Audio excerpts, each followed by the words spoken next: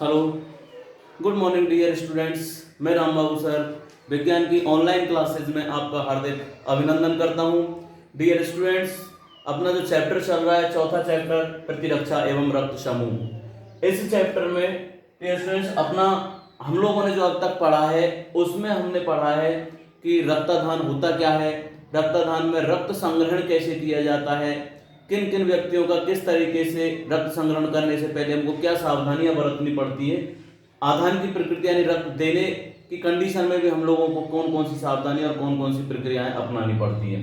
इसके बाद में रक्तदान के बाद में अगला जो टॉपिक शुरू होता है वो होता है रुधिर वर्गों का आनुवांशिक महत्व, यानी कि रुधिर वर्ग जो है, ब्लड ग्रुप जो है, इनके आनुवांशिकी संरचना, आनुवांशिक महत्व होते क्या है। आनुवांशिक महत्व यानी कि जीवों के शरीर में या मानव के शरीर में मुख्य रूप से जो रुधिर पाया जाता है वो एबीओ रुधिर तंत्र पाया जाता है। एबीओ रुधिर तंत्र पाया जाता है जिसके 6 विकल्प होते हैं। इसके कितने विकल्प होते हैं? 6 विकल्प भी पाए जाते हैं रुधिर वर्ग में। डियर स्टूडेंट, वो 6 विकल्प होते कौन से हैं? जैसे A group, B group, A B group और ओ ग्रुप। इनमें विकल्प जो होगा ए ग्रुप का आई ए आई ए आई ए आई, दूसरा ग्रुप होगा ए बी का, बी ग्रुप का तो बी बी बी और आई, तीसरा है ए बी ग्रुप का आई ए आई बी और चौथा है आई। कितने ग्रुप हो गए? ए ग्रुप के 2 विकल्प, बी ग्रुप के 2 विकल्प, ए बी ग्रुप का 1 विकल्प और ओ ग्रुप का 1 विकल्प, यानी कितने विकल्प हो गए इसके? 6 विकल्प हो जाते हैं। इन 6 विकल्पों के आधार पर हम विभिन्न प्रकार की प्रक्रियाएं अपनाते हैं। रुधिर रक्तदान में देखा जाता है, इनसे विभिन्न आनुवांशिक महत्व में आनुवांशिकता के आधार पर विवरण किया जाता है। बहुत सारी समस्याओं का इसके माध्यम से हम लोग हल भी करते हैं। ए रुधिर वर्ग मैं फिर एक बार बताना चाहूंगा, जीवों के शरीर में ए बी और रुधिर तंत्र पाया जाता है, जो मैं पहले बता चुका हूं। इसके मुख्य रूप से अगर युग्म विकल्प की बात की जाए तो 6 विकल्प पाए जाते हैं। इसमें ये जो विकल्प होता है ओ ग्रुप का, ये समयुग्मजी अप्रभावी विकल्प होता है। ये कैसा होता है? समयुग्मजी अप्रभावी विकल्प, यानी कि ये समान युग्मक हैं दोनों। हम देख सकते हैं दोनों में समान विकल्प है, समान युग्मक है, लेकिन ये कैसे हैं? अप्रभावी हैं और इसलिए इनका कोई प्रभाव प्रदर्शित नहीं होता। इसलिए आसानी से दूसरे जीवों पे आसानी से दिए जा सकता है ये ब्लड ग्रुप, इसलिए इसको सार्वत्रिक दाता कहा जाता है। सार्वत्रिक दाता कहते हैं।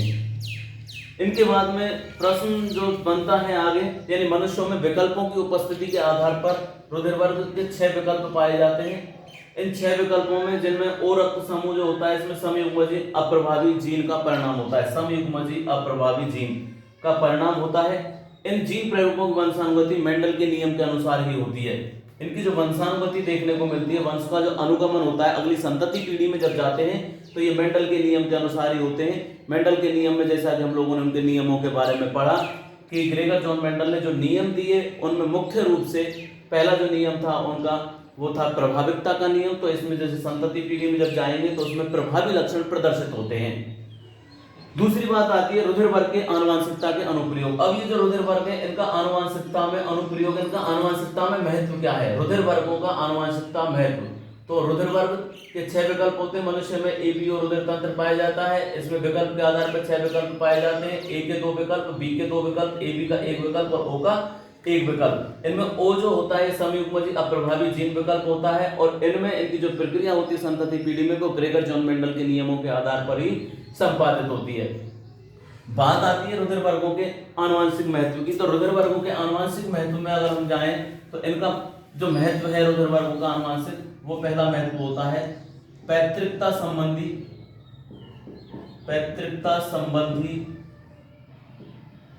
विवादों को हल करना। पैतृकता संबंधी विवादों को हल करना पहला है इसमें, पैतृकता संबंधी विवादों को हल करना। दूसरा है सफल रक्तदान कराने में, सफल रक्तदान कराने में। और तीसरा है नवजात शिशुओं में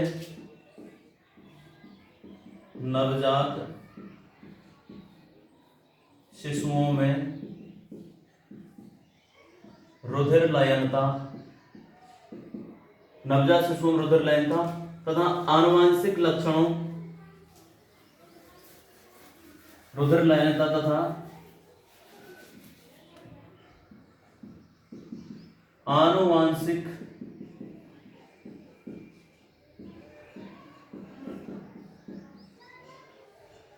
लक्षणों या रोगों के इलाज में।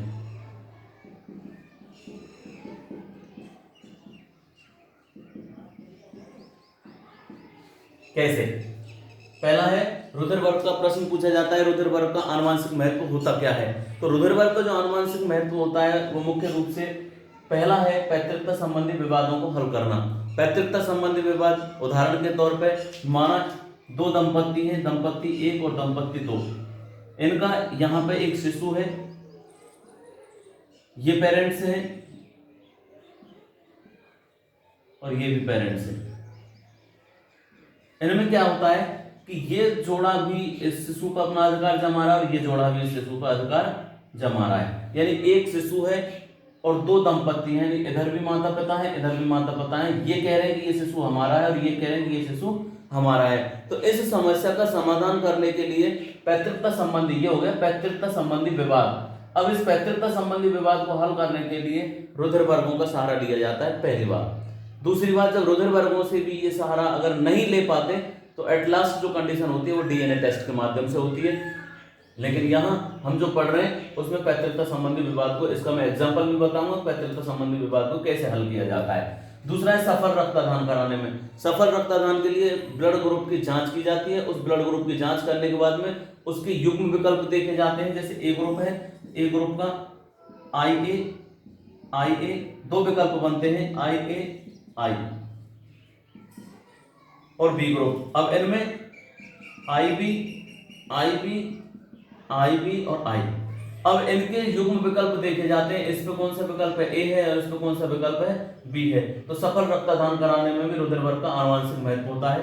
तीसरा, नवजात शिशुओं में रुधिर लयनता। जो शिशु होते हैं जिनका जन्म होता है तो उनमें रुधिर लयनता हो जाती है, हेमोलाइसिस। और हेमोलाइसिस जब देखने को मिलती है या फिर आनुवांशिक जो रोग आ जाते हैं तो उनके अंतर्गत है ना अपोहन की विधि की जाती है। अपोहन की विधि, रुधिर सर्कुलेट किया जाता है अपोहन की विधि के माध्यम से, तो उसमें रुधिर वर्ग का आनुवांशिक महत्व होता है। अब देखते हैं पैतृकता संबंधी विवादों को हल करने के लिए इसका एक एग्जाम्पल देख लेते हैं। एग्जाम्पल में क्या है कि जैसा कि माना दो दंपत्ति हैं, एक क्वेश्चन यहाँ पर जैसे दिया हुआ है कि माना कि एक शिशु जिस पर दो दंपत्ति अपना अधिकार जमा रहे हैं, एक शिशु है जिस पर दो दंपत्ति अपना अधिकार जमा रहे हैं, शिशु का रुधिर वर्ग O है, शिशु का रुधिर वर्ग है B, शिशु का रुधिर वर्ग कौन सा है, B है। प्रथम दंपत्ति और द्वितीय दंपत्ति, प्रथम दंपत्ति और द्वितीय दंपत्ति, शिशु का रुधिर वर्ग B है। एक दंपत्ति में पुरुष का रुधिर वर्ग O और स्त्री का रुधिर वर्ग AB। पुरुष का रुधिर वर्ग है O, इसके विकल्प ये हैं, वह स्त्री का रुधिर वर्ग है, स्त्री का रुधिर वर्ग है AB। इसका युग्म विकल्प क्या बनता है, IAIB। जैसा कि 6 विकल्प होते हैं उनमें से द्वितीय दंपत्ति में पुरुष का रुधिर वर्ग है A, इसका विकल्प दिया हुआ है ये।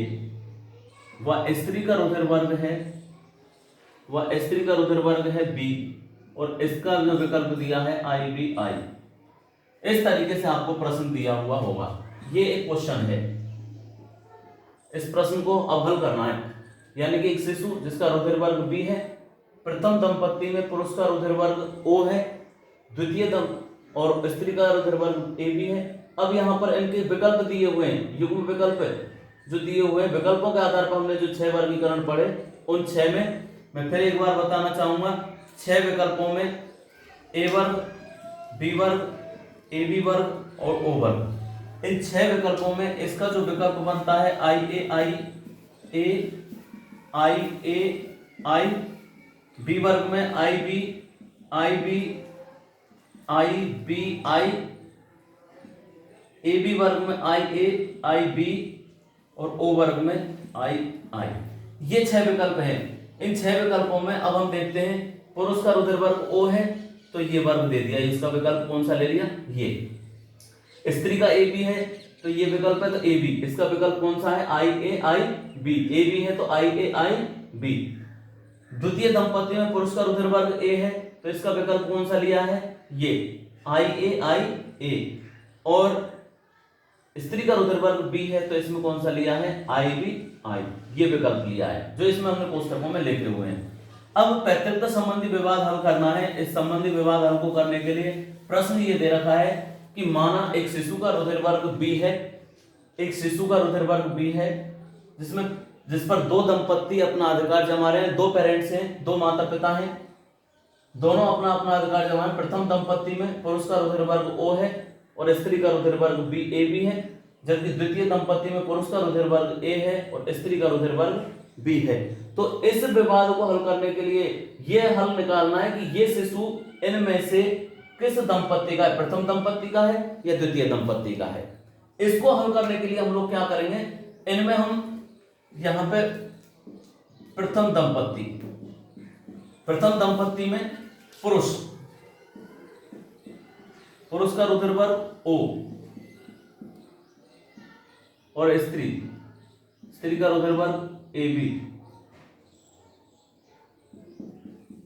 बी है तो इसके 2 विकल्प दिए हुए हैं आई बी। क्रॉसिंग करेंगे ग्रेगर जॉन मेंडल के अनुसार, क्योंकि जितने भी युग्म विकल्प दिए हुए होते हैं उन पर ग्रेगर जॉन मेंडल का नियम पैतृकता संबंधी विवादों को हल करने के लिए लागू होता है। तो फर्स्ट कंडीशन जब इसकी आती है तो इसको 2 भागों में आई, ये भी 2 भागों में आई ए और आई बी। क्रॉसिंग करा लेते हैं। पहले का क्रॉसिंग इसके साथ में आई ए आई, दूसरे के साथ में इसका क्रॉसिंग कराएंगे आई ए आई बी आई, तीसरे की क्रॉसिंग कराएंगे इसके साथ में आई ए आई, और चौथे की क्रॉसिंग जब इसके साथ में कराएंगे तो आई बी आई। अब ये जो विकल्प पैदा हुए 4 जो प्रथम दंपत्ति, इससे ये संतान उत्पन्न हुई F1 पीढ़ी में। अब F1 पीढ़ी में जो संतानें पैदा हुई उनका ग्रुप कौन सा होगा, विकल्प के आधार पर आई ए। ये कौन से का है, ए ग्रुप का हमने देखा है आई। दूसरा है B group I B I. तीसरा है A B group I B, और चौथा है ओ ग्रुप आई। इनमें से ये ग्रुप किसका है, आई इसका है, तो कौन सा ग्रुप हो गया, ए, इसका ग्रुप हो गया ए। ये कौन से में आता है, आई, ये इसमें है तो इसका ग्रुप हो गया बी। इसका ग्रुप कौन सा है, ए, और इसका ग्रुप है बी। एक दंपत्ति का हल तो ये हो गया। इनसे होने वाली संतानों का ब्लड ग्रुप कौन सा होगा, या तो ए ग्रुप होगा या फिर बी ग्रुप होगा। दूसरी कंडीशंस अब हम लेते हैं अप्लाई करके द्वितीय दंपत्ति में, और द्वितीय दंपत्ति के लिए निकालेंगे तो द्वितीय दंपत्ति में पुरुष का रुधिर वर्ग क्या है, आई ए, और स्त्री का रुधिर वर्ग क्या है, आई बी आई। इसमें इनका भी वही क्रॉसिंग ओवर होगा, आई ए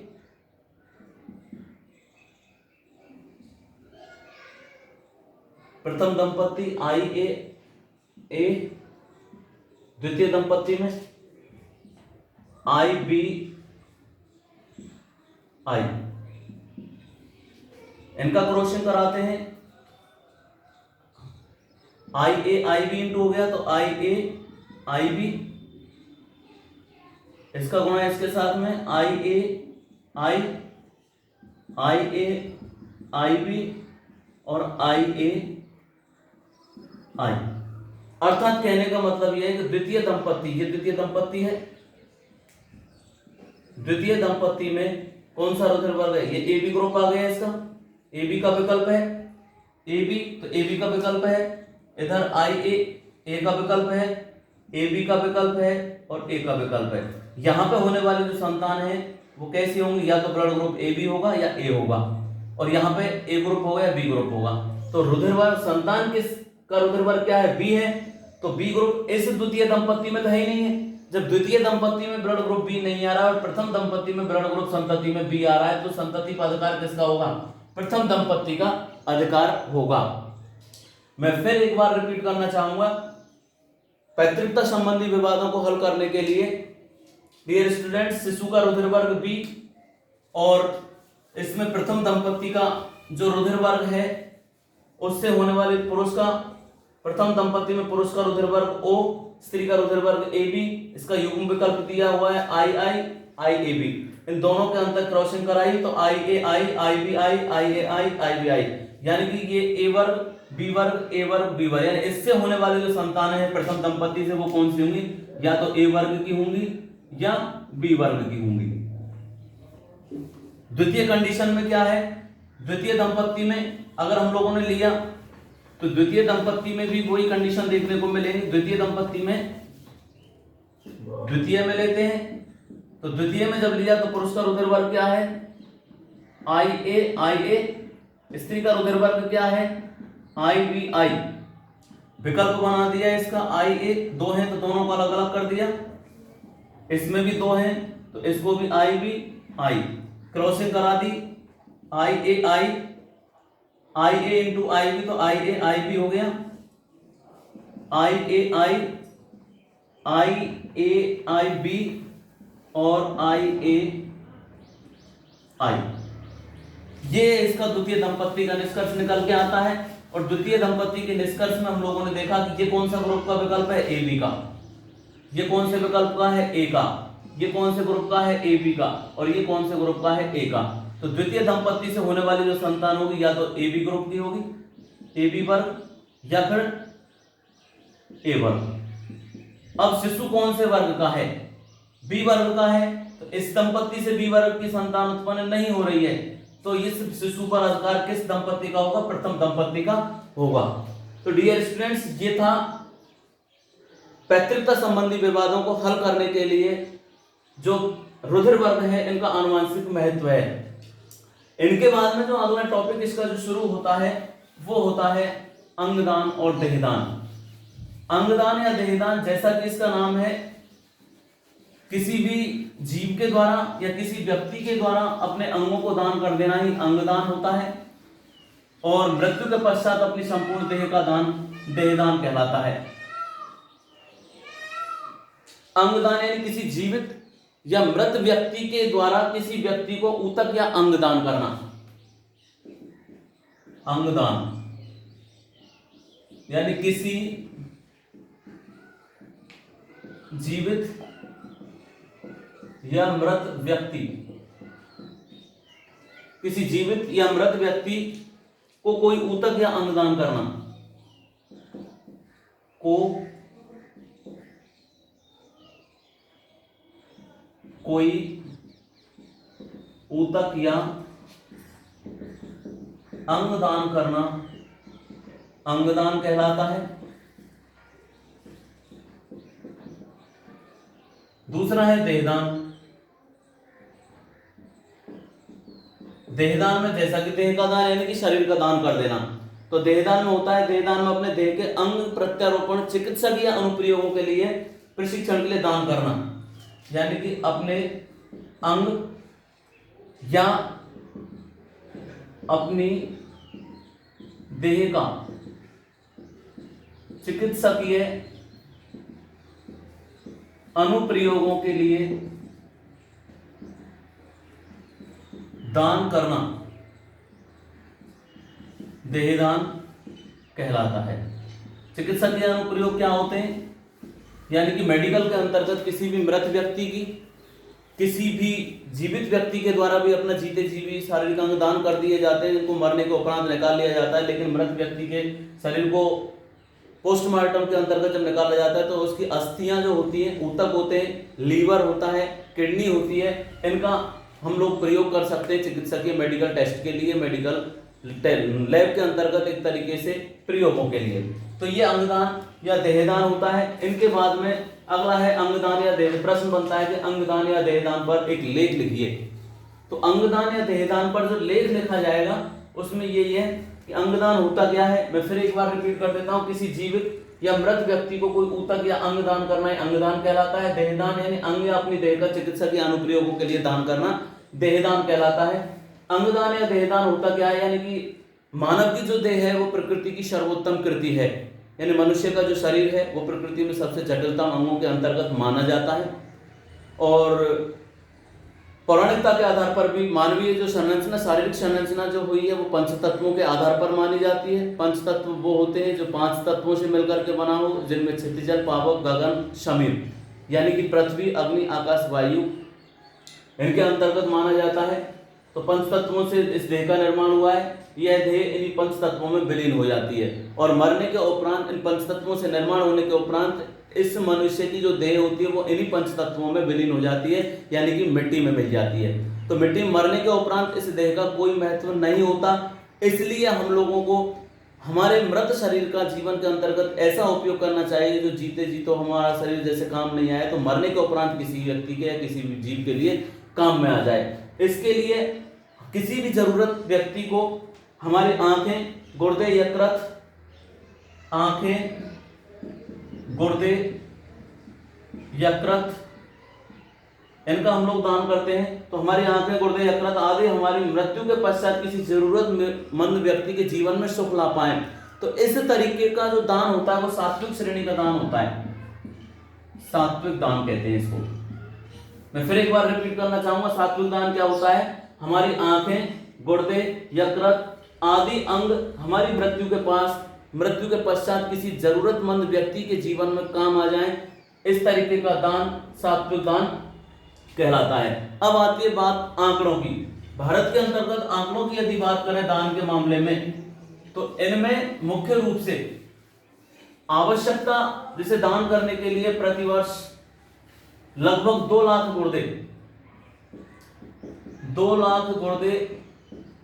दान करने की आवश्यकता है। लेकिन इसके मुकाबले में मिलते कितने हैं, लगभग 7 से 8 हजार गुर्दे ही मिल पाते हैं। यानी कि भारत एक ऐसा विशालतम जनसंख्या के क्षेत्र में अत्यधिक विशाल देश माना जाता है। इसमें प्रतिवर्ष लगभग 2 लाख गुर्दे दान करने की आवश्यकता होती है। हर वर्ष करीब 2 लाख गुर्दे व्यक्तियों को अपने इलाज के लिए चाहिए, लेकिन इनकी अपेक्षा में मिल कितने ही पाते हैं, लगभग 7 से 8 हजार गुर्दे या किडनी मिल पाती हैं। इनके अलावा हृदय प्रत्यारोपण की यदि बात की जाए तो हृदय प्रत्यारोपण लगभग 50,000 हृदय प्रत्यारोपण की आवश्यकता होती है, लेकिन इनके मुकाबले में मिल कितने पाते हैं, 10 से 15 हजार ही हृदय मिल पाते हैं, प्रत्यारोपित किए जाते हैं किसी भी व्यक्ति के जीवन के अंतर्गत। यानी कि प्रति वर्ष भारत जैसे विशालतम देश में लगभग हृदय प्रत्यारोपण या हृदय को बदलने की जो आवश्यकताएं होती हैं वो लगभग 50,000 हृदय प्रत्यारोपण की आवश्यकता होती है, लेकिन इसके मुकाबले में 10 से 15 हजार ही हृदय मिल पाते हैं। इनके बाद में बात आती है लीवर की, और लीवर भी 50,000 लीवर की आवश्यकता होती है प्रतिवर्ष, लेकिन इसके मुकाबले में देश में मिल कितने पाते हैं, 700 लीवर ही प्रत्यारोपित किए जा सकते हैं।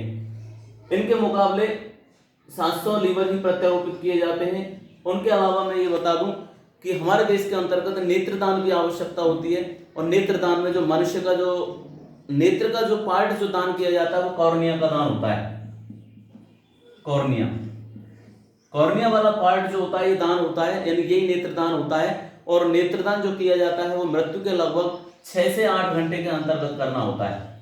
किसी भी व्यक्ति के मरने के उपरांत 6 से 8 घंटे के भीतर नेत्र को निकाल के, कॉर्निया को निकाल के और प्रत्यारोपित कर दिया जाता है किसी दूसरे व्यक्ति के, तो ये नेत्रदान होता है। तो इसका नेत्रदान करने की ये प्रक्रिया प्रोसेस होती है। मैं फिर एक बार बता दूं, किसी भी जीव के मरने के उपरांत लगभग 6 से 8 घंटे के अंतर्गत उस व्यक्ति के, मृत व्यक्ति के नेत्रों से कॉर्निया वाला पार्ट निकाल करके और किसी दूसरे व्यक्ति के नेत्रों में प्रत्यारोपित कर दिया जाता है। ये नेत्रदान की प्रोसेस होती है।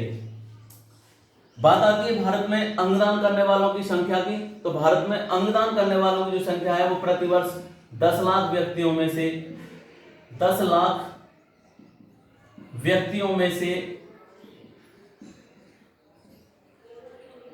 करीब करीब 0.8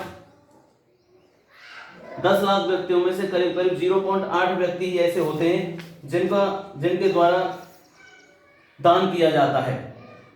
10 लाख व्यक्तियों में से 0.8 व्यक्ति होते हैं जिनके द्वारा दान किया जाता है, जबकि विकसित देशों में यह दान करने की प्रक्रिया 10 से 30 व्यक्ति है। जो डेवलप कंट्रीज हैं, पूरी विकसित है, वो लोग समझते हैं कि दान करने, मृत्यु के पश्चात इस शरीर का कोई उपयोग नहीं है, ऐसी कंडीशन में हम लोग इनका दान कर सकते हैं। तो दान करने के लिए 10 से 30 व्यक्ति वहां पर दान कर सकते हैं, करते हैं। लेकिन हमारे देश के अंतर्गत लोगों के अंतर्गत अंधविश्वास और रूढ़िवादिता छाई हुई है। इसके कारण ये लोग दान करने में यहाँ पे सक्षम नहीं है। यहाँ पर सीधा सा ये है कि किसी भी व्यक्ति के, हिंदू धर्म के अंतर्गत मृत व्यक्ति का दाह संस्कार कर दिया जाता है, जबकि मृत व्यक्ति के शरीर के शारीरिक अंगों को प्रत्यारोपित करके काम में भी लिया जा सकता है। इनके बाद में भारत के अंतर्गत प्राचीन रूढ़िवादिताओं या मान्यताओं के कारण भारत में अंगदान करने वालों की संख्या बिल्कुल नगण्य मानी जाती है। एक तरीके से नगण्य है, ना के समान है। भारत के अंतर्गत प्रतिवर्ष 13 अगस्त को अंगदान दिवस मनाया जाता है। 13 अगस्त, ये पूछ लिया जाता है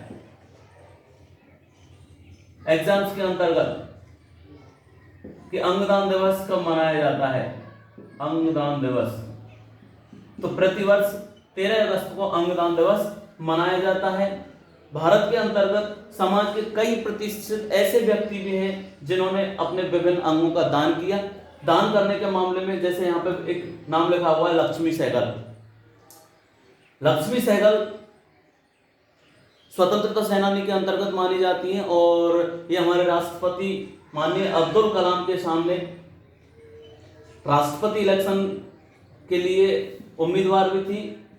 तो इन्होंने अपना कॉर्निया दान किया, यानी नेत्रदान किया, मृत्यु के पश्चात नेत्रदान किया। उनके बाद में दूसरे हैं विष्णु प्रभाकर। ये हिंदी साहित्य के बहुत बड़े लेखक माने जाते हैं। हिंदी साहित्य के अंतर्गत विष्णु प्रभाकर का नाम अत्यंत उल्लेखनीय है। इन्होंने अपनी मृत्यु के पश्चात देहदान किया।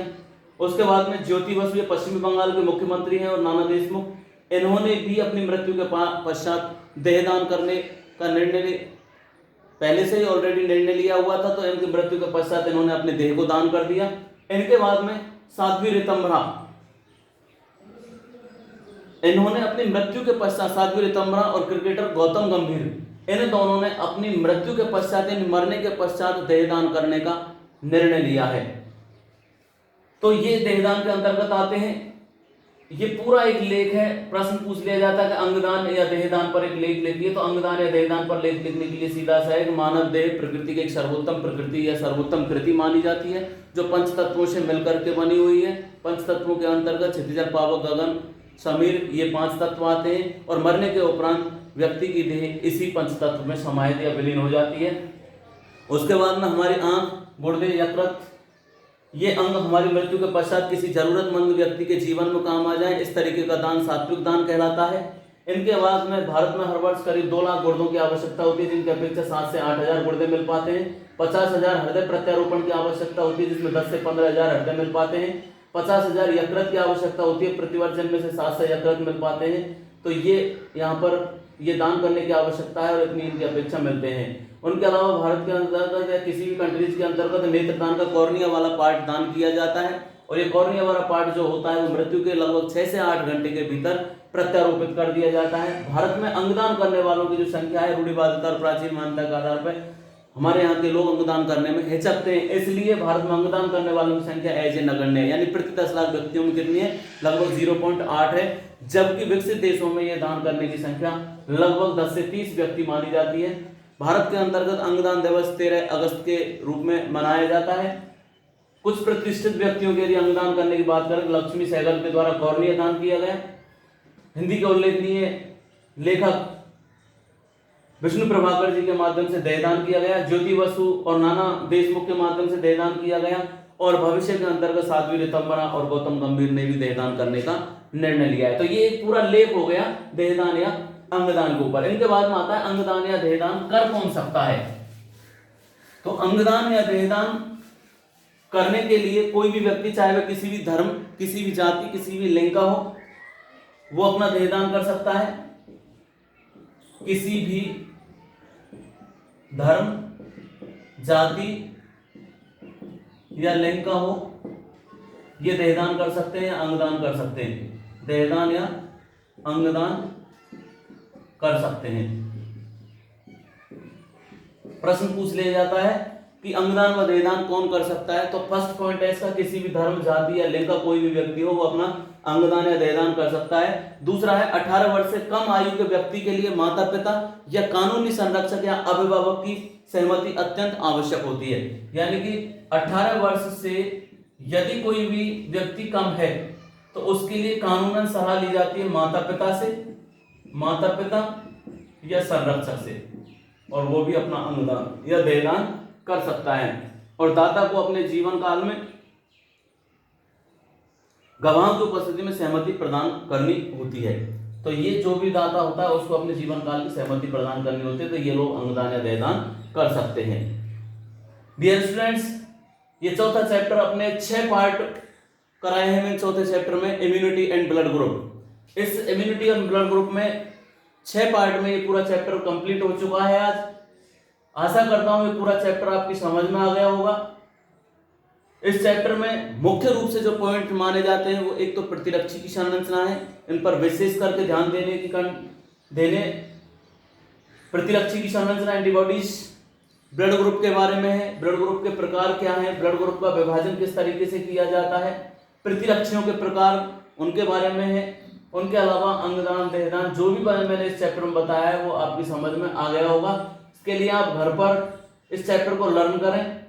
उसके बाद में इस चैप्टर का होमवर्क अपनी कॉपी के अंतर्गत, जो मैंने ग्रुप के अंतर्गत डाल रखा है, उस होमवर्क को नियमित रूप से करते रहें। आशा करता हूँ आपके समझ में आया होगा। यहाँ से आगे का अगला जो चैप्टर है वो मैं कल शुरू कराऊंगा। धन्यवाद।